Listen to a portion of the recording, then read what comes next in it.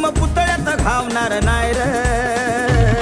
संविधानाला वाचून पाय र भीम अजून जिवंत हाय र संविधानाला वाचून पाय र भीम अजून जिवंत हाय र